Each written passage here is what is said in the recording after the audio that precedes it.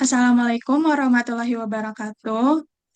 Sebelumnya, perkenalkan kami dari kelompok 10 dengan saya Nurlias Tajayanti. Dan saya Wahid Mukhlisin. Jadi, pada kesempatan kali ini, kami akan membahas topik tentang The Strategic Data Journey yang berfokus pada analisis prediksi untuk menyelesaikan masalah bisnis dengan fokus pada startup dan e-commerce. Jadi kalau kita lihat perkembangan startup dan e-commerce saat ini, hampir semua aktivitasnya berbasis data. Mulai dari data transaksi, data pencarian produk, riwayat pembelian pelanggan, sampai data perilaku pengguna di aplikasi atau website tertentu. Setiap hari, data ini terus bertambah. Namun, masalahnya bukan pada banyaknya data, melainkan bagaimana data tersebut dimanfaatkan. Banyak startup dan e-commerce yang memiliki data besar, tetapi belum mampu menggunakannya secara optimal untuk mendukung pengambilan keputusan bisnis. Nah, dari situ kami tertarik membahas analisis prediksi, karena melalui analisis prediksi, startup dan e-commerce bisa memprediksi perilaku pelanggan, memperkirakan penjualan di masa depan, dan menyusun strategi bisnis yang lebih tepat serta efisien. Jadi, adapun alasan kami memilih topik ini adalah karena dalam dunia startup dan e-commerce sendiri, keputusan bisnis harus diambil dengan cepat dan akurat. Kesalahan kecil dalam strategi bisa berdampak besar, seperti kerugian finansial atau kehilangan pelanggan. Oleh karena itu, pendekatan berbasis data menjadi sangat penting. Jadi, dalam diskusi kali ini, kami akan membedah topik tersebut melalui 5 keywords utama, yaitu business understanding, data understanding, predictive analytics, nine laws of data mining, dan from data to wisdom. Baik, terima kasih Rianti atas penjelasannya. Selanjutnya, di sini saya akan menjelaskan tentang 5 keywords utama yang kita pilih. Yang pertama yaitu business understanding dan data understanding. Jadi, untuk di business understanding dan data understanding ini sebenarnya mencakup alur eh, Cross Industry Standard Process Data Mining atau disingkat dengan CRISP DM. Jadi di CRISP DM ini terdapat 6 alur. Yang pertama yaitu Business Understanding, di mana Business Understanding ini merupakan tahap paling awal yang paling krusial bagi sebuah startup atau e-commerce.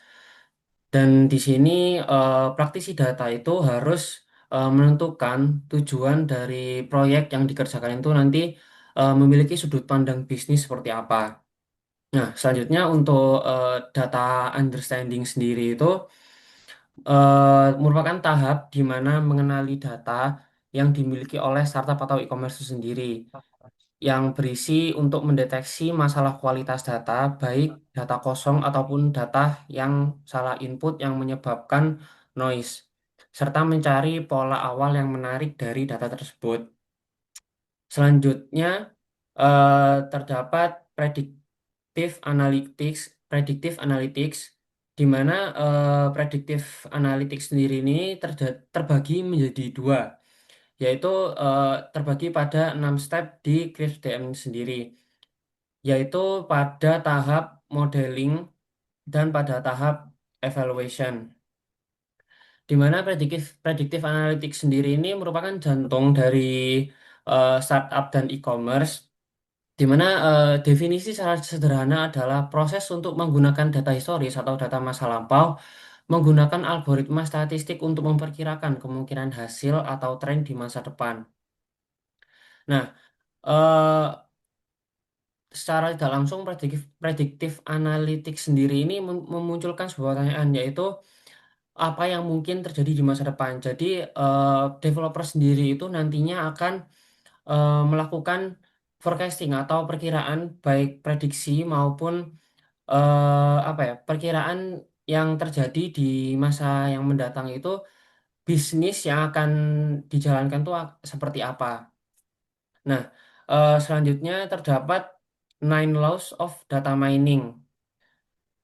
Nine Laws of Data Mining sendiri ini merupakan suatu prinsip atau kebijakan yang memberitahukan bagaimana cara developer itu berpikir yang benar pada setiap langkah.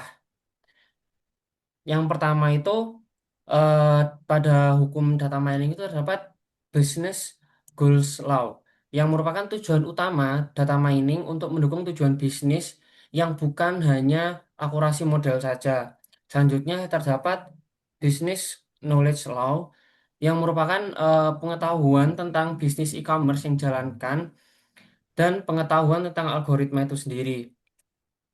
Yang ketiga, terdapat Data Preparation Law.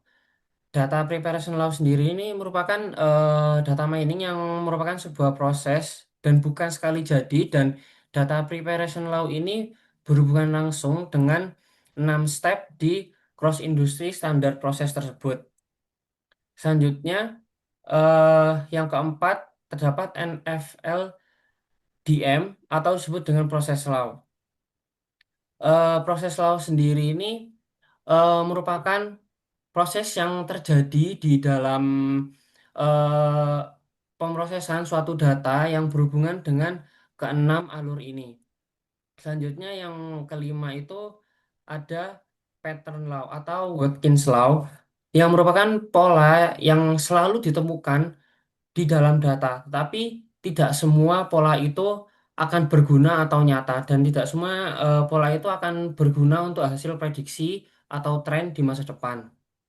Nah, selanjutnya terdapat insight law atau amplification law yang merupakan eh, data yang menghasilkan pengetahuan yang ada dan bukan menggantikan pengetahuan yang sebelumnya. Jadi, dari data pengetahuan yang sebelumnya itu akan diperkuat pada hukum keenam ini atau insight law.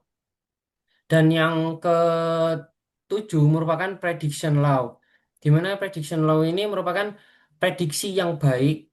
Jadi developer sendiri itu dituntut untuk melakukan prediksi yang baik, yang mana prediksi tersebut itu akan menghasilkan sebuah kenyataan di masa depan. Dan yang kedelapan merupakan the law of complexity atau value law.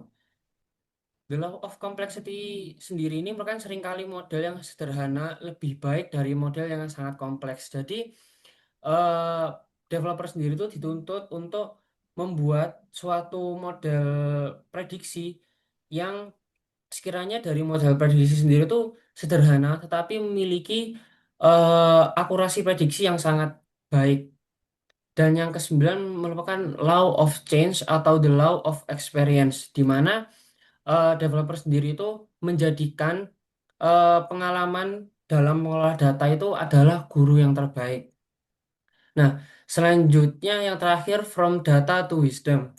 From data to wisdom ini ada kaitan erat dengan DIKW piramid. Di mana DIKW piramid itu dibaca dari mulai bawah ke atas, dan yang paling bawah sendiri merupakan data, di mana data ini menghasilkan angka, simbol, atau fakta mentah tanpa konteks. Jadi di data sendiri itu kita mengambil data mentah dari suatu startup atau e-commerce yang akan kita kerjakan, dan dari data mentah tersebut akan menghasilkan sebuah informasi, di mana untuk mencapai sebuah informasi kita harus melakukan proses atau mengorganisir data tersebut agar memiliki struktur yang memiliki arti.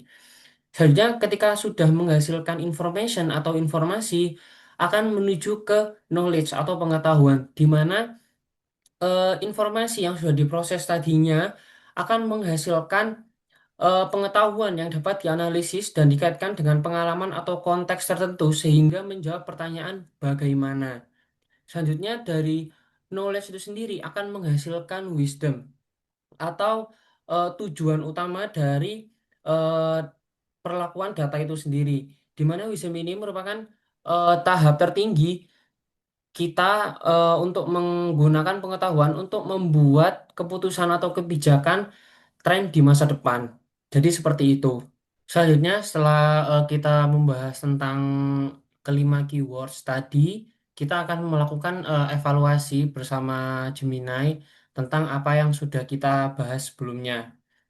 Dan di sini kami sudah memiliki prompt untuk meminta AI melakukan pertanyaan tentang evaluasi yang sudah kita bahas tadi, di mana pertanyaan sendiri adalah bertindaklah atau AI itu bertindak sebagai dosen mata kuliah sains data, lalu ajukan sebuah pertanyaan untuk menguji pemahaman saya atau kami tentang topik analisis prediksi untuk menyelesaikan masalah bisnis dengan fokus pada startup dan e-commerce dengan keyword utama yaitu business understanding, data understanding, predictive analytics, nine laws of data mining, dan from data to wisdom.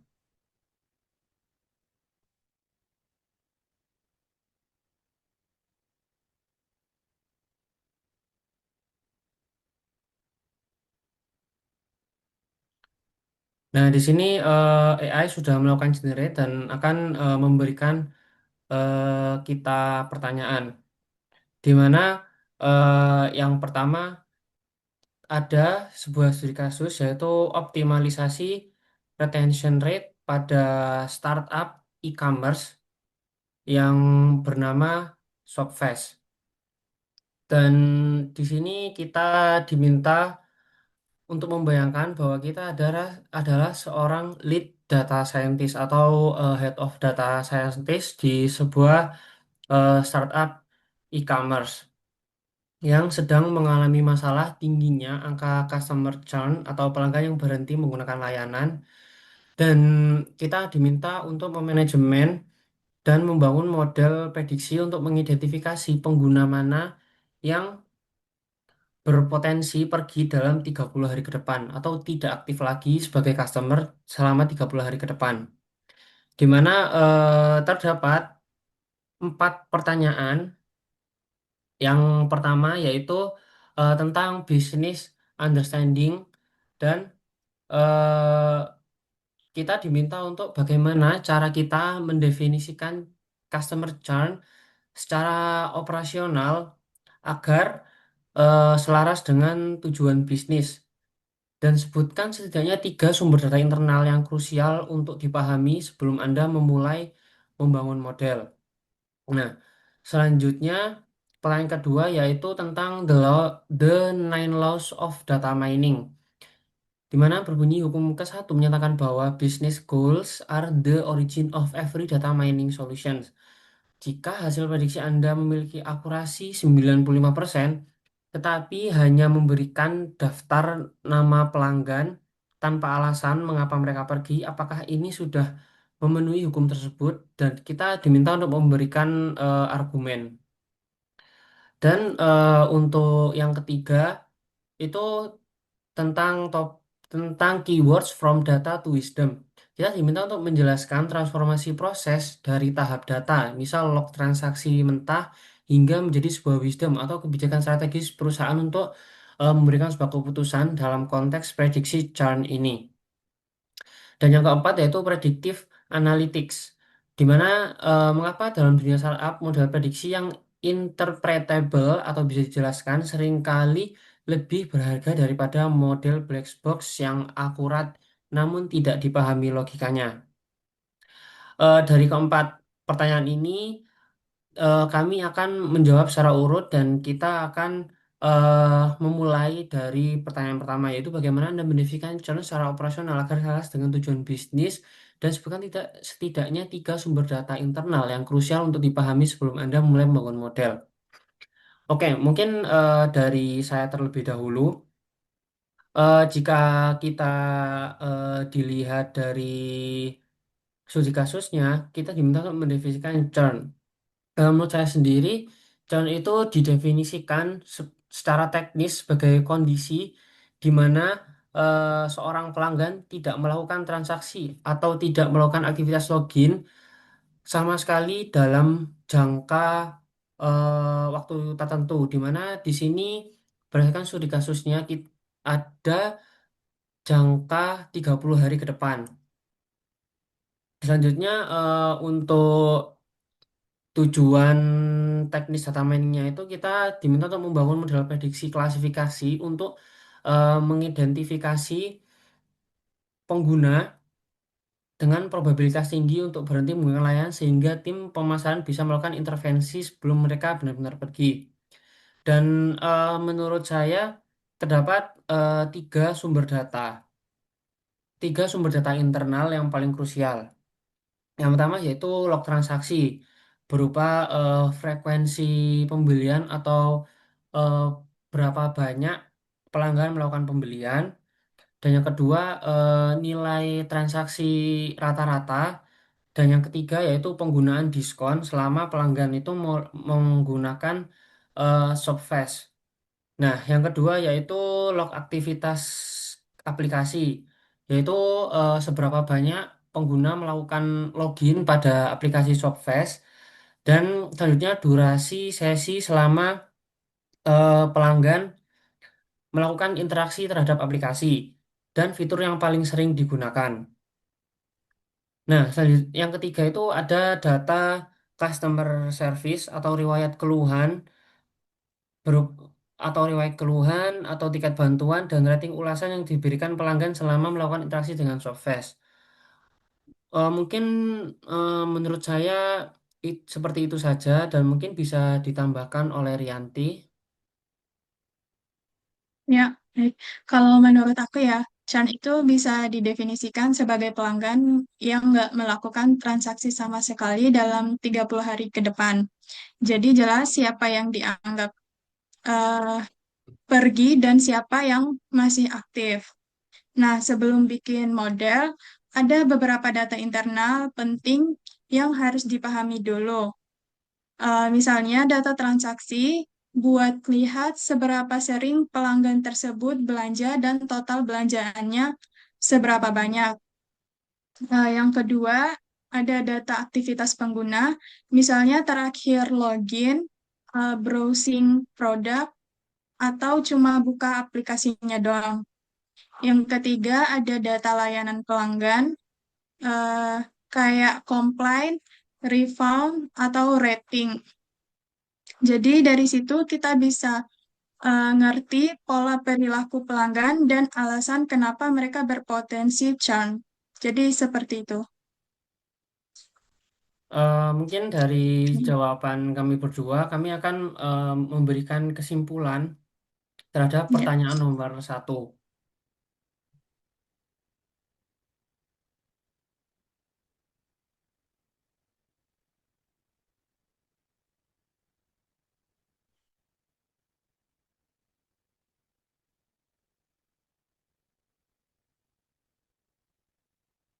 didefinisikan.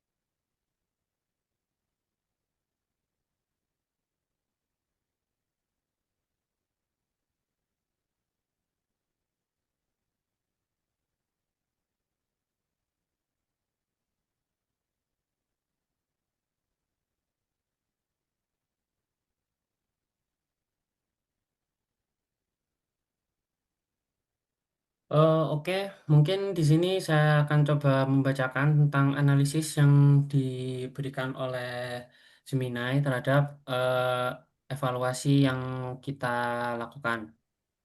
Nah, Untuk poin yang pertama yaitu definisi operational churn.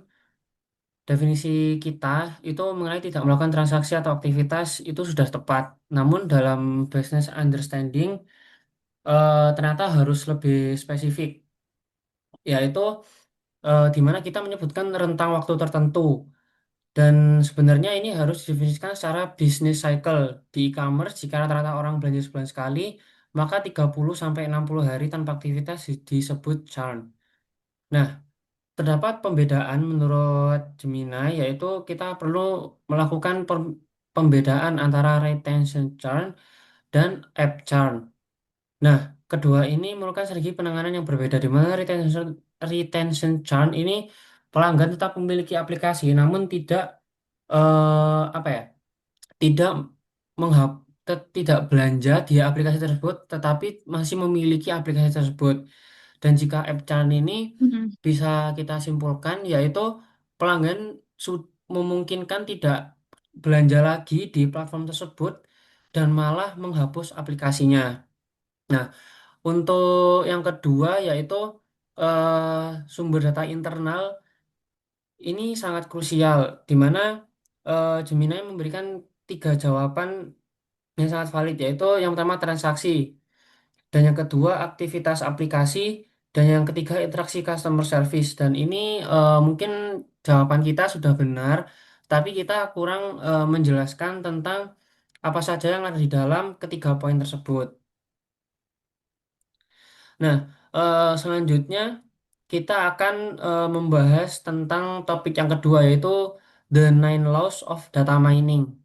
Di mana hukum pertama yang sudah kita bahas tadi menyatakan bahwa business goals are the origin of every data mining solution. Tetapi dalam studi kasus ini, jika hasil prediksi kita memiliki akurasi 95%, tetapi hanya memberikan daftar nama pelanggan tanpa alasan mengapa mereka pergi, apakah ini sudah memenuhi hukum tersebut? Mungkin saya akan mencoba menjawab dulu ya. Nah, eh mungkin kalau dari jawaban saya adalah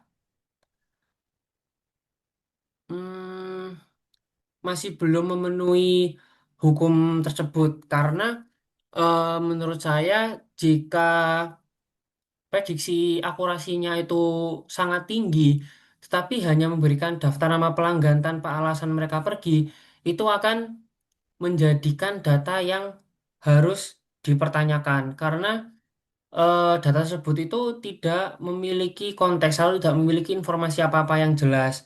Nah, jadi eh, untuk solusi dari saya itu tetap akurasi itu tidak akurasi memang harus tinggi, cuma harus dibarengi dengan daftar nama pelanggan dan kenapa mereka pergi dari aplikasi yang sudah dibuat. Menurut saya mungkin itu. Dan untuk Rianti silakan dijawab. Kalau menurut aku, kalau dilihat dari model punya akurasi 90%, tapi cuma ngasih daftar nama pelanggan yang bakal can tanpa alasan, menurut aku itu belum sepenuhnya memenuhi business goals law. Soalnya hukum ini tuh bilang kalau solusi data mining itu harus berangkat dari tujuan bisnis. Nah, tujuan bisnisnya ini bukan cuma tahu siapa yang bakal churn, tapi juga kenapa mereka churn biar bisa dicegah. Kalau cuma nama doang, tim marketing bakal bingung mau ngapain. Jadi meskipun akurasinya tinggi, kalau nggak bisa dipakai buat ambil keputusan bisnisnya, nilainya masih kurang. Dari aku segitu. Oke, di sini kami akan mencoba melakukan kesimpulan dari kedua jawaban kami.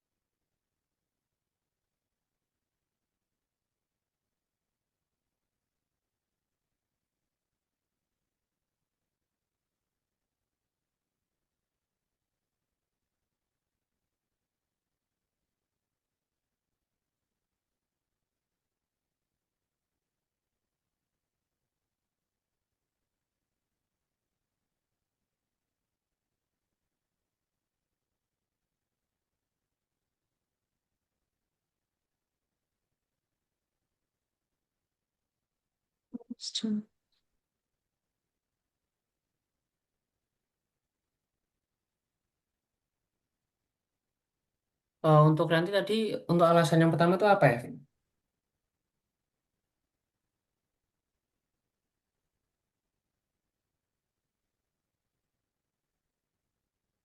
Eh, menentukan tujuan bisnisnya dulu.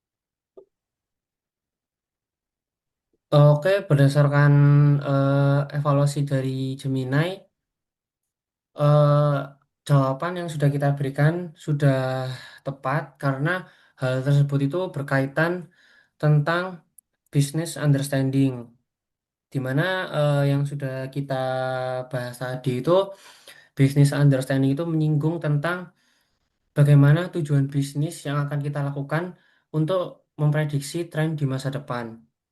Dan berdasarkan analisis dari Gemini sendiri terdapat eh, dua analisis ya. Yang pertama yaitu hukum yang berbunyi tentang Business Goals Law, yaitu tujuan bisnis dengan aplikasi yang bernama Shopfest bukan sekedar tahu siapa yang akan pergi, tapi mencegah mereka pergi atau mungkin kalau dari saya sendiri itu menganggapnya mencegah mereka pergi ke platform kompetitor. Nah, jika kita hanya memberikan daftar nama, tim marketing atau tim pemasaran tidak tahu harus melakukan apa dan apakah harus diberikan diskon atau diperbaiki layanan pengirimannya tanpa alasan kenapa mereka pergi dan modal tersebut tidak solutif. Nah, sedangkan untuk jawaban yang nomor dua, Gemini itu memberikan jawaban bahwa daftar nama tanpa konteks bagi tim manajemen bisa dianggap sebagai noise dalam pengambilan keputusan. Dan akurasi 95% akan menjadi sia-sia jika tidak bisa diubah menjadi kenyataan. Jadi kalau menurut saya sendiri sih 95% ini apa ya, tidak akan ada nilainya atau tidak akan menjadi wisdom. Jadi seperti itu. Eh, Selanjutnya kita akan menjawab pertanyaan nomor 3. Tren, ya. Hmm, mungkin dari aku dulu ya. Boleh?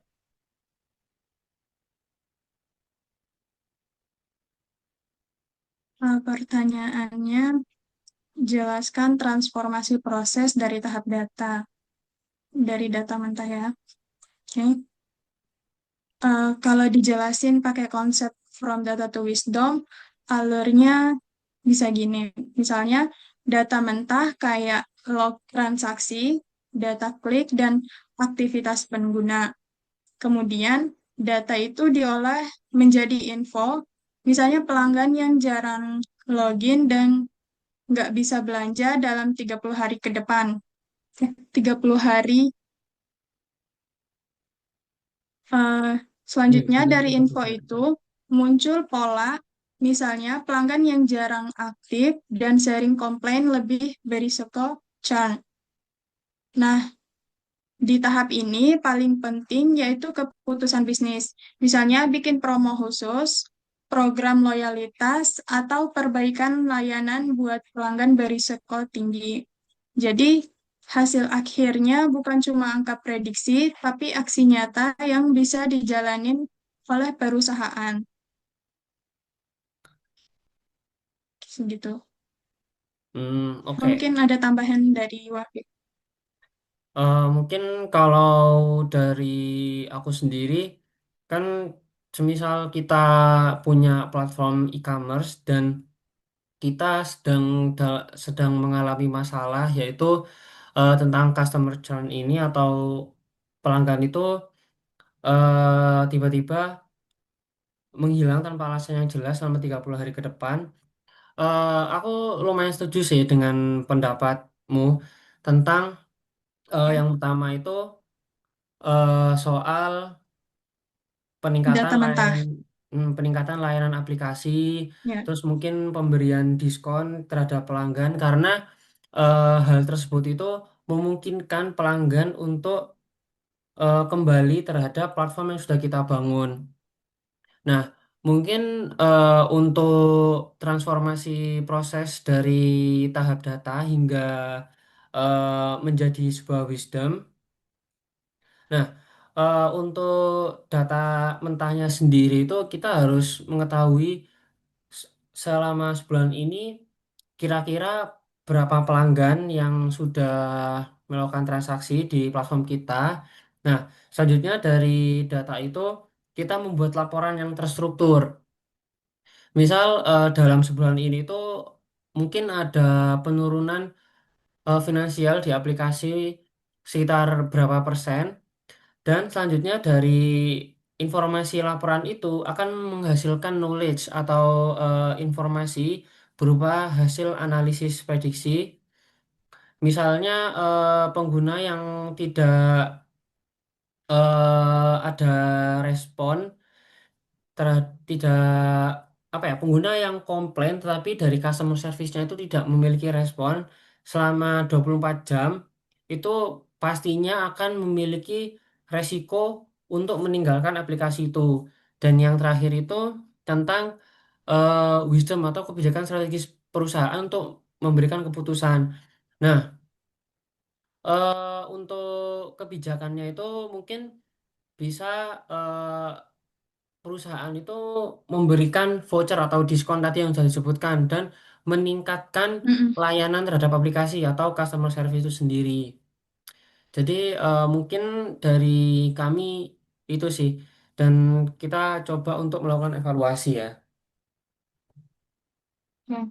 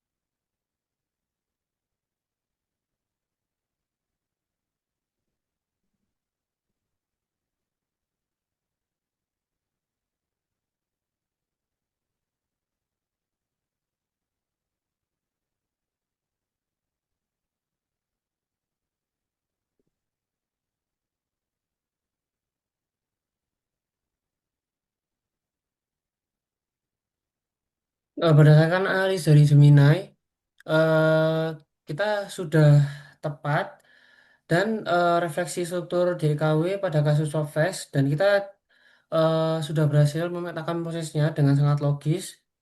Dan yang pertama yaitu data, di mana ini adalah kumpulan fakta mentah. Contoh timestamp komplain dari pelanggan dengan status unread atau no response dari sistem customer service. Yang kedua information. Di sini menunjukkan bahwa penurunan Oh, penggunaan ada. Anda mengolah data mentah menjadi statistik 60% pelanggan yang cenderung ternyata memilih tiket komplain tidak dibalas lebih dari 24 jam. Dan yang ketiga, knowledge. Ini kita sudah menyebutkan bahwa memahami pola keterlambatan respon customer service banding lurus dengan kehilangan kepercayaan. Dan yang terakhir yaitu wisdom, yaitu kebijakan strategis yang diusulkan adalah bentuk penerapan knowledge demi nilai jangka panjang perusahaan. Jadi sejauh ini sudah benar dan selanjutnya kita akan menjawab nomor 4. Mungkin Rianti bisa menjawab lagi. Oke, baik.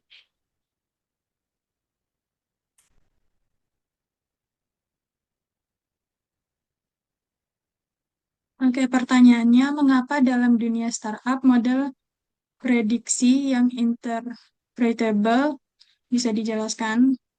Oke, pertama,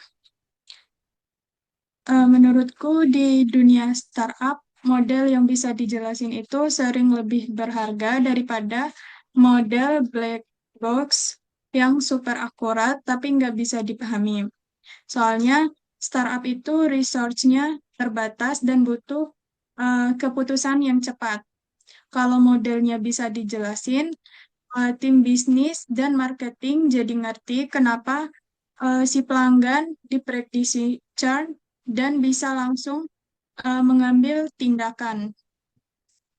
Kemudian model black box walaupun akurat tapi nggak jelas alasannya bakal susah dipakai buat strategi. Jadi interpretability itu sangat penting supaya modelnya realistis dan benar-benar kepake di lapangan.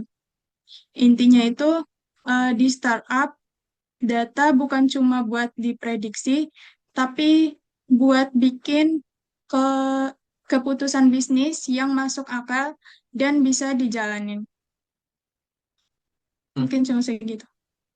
Mungkin kalau dari aku sendiri, betul kata nanti model yang bisa dijelaskan itu lebih berharga daripada black box karena yang aku tahu sendiri itu black box memang akurat, namun gak bisa dipahami karena logikanya itu menimbulkan apa ya kayak ambigu gitu karena strategi bisnis itu Mm-mm. sulit divalidasi hanya berdasarkan pengetahuan bisnis yang ada tanpa adanya data secara langsung.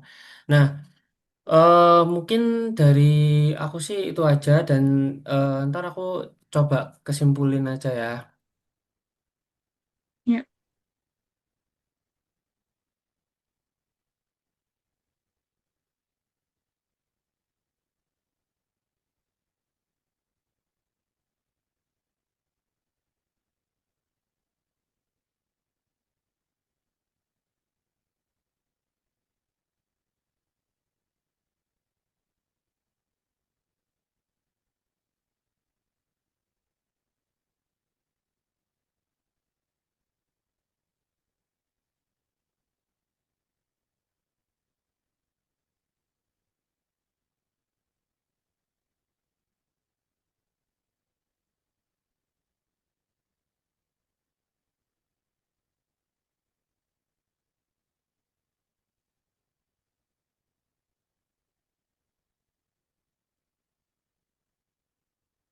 Mungkin berdasarkan jawaban dari Gemini itu bagus karena eh, berdasarkan baris yang ini itu validasi pengetahuan bisnis itu sangat penting karena model yang transparan memungkinkan CEO atau manajer operasional itu memverifikasi apakah logika model masuk akal dan contohnya itu jika model bilang pelanggan churn warna warna tombol aplikasi hijau secara bisnis itu sulit diterima dan mungkin hanya sebuah kebutuhan statistik. Nah, selanjutnya itu kepercayaan. Di startup itu keputusannya besar, seperti mengubah skema diskon atau menambah staff customer service melibatkan risiko finansial. manajemen akan jauh lebih berani mengambil keputusan jika mereka tahu variabel apa yang paling berpengaruh terhadap churn. Nah, yang ketiga itu iterasi produk, yaitu model interpretable memberi tahu kita fitur mana yang bermasalah. Jika variabel kecepatan respon customer service muncul sebagai faktor dominan, tim produk tahu persis apa yang harus diperbaiki di sistem mereka. eh Mungkin sekian dulu diskusi dari kami. Kurang lebihnya mohon maaf. Wassalamualaikum Ya. warahmatullahi wabarakatuh.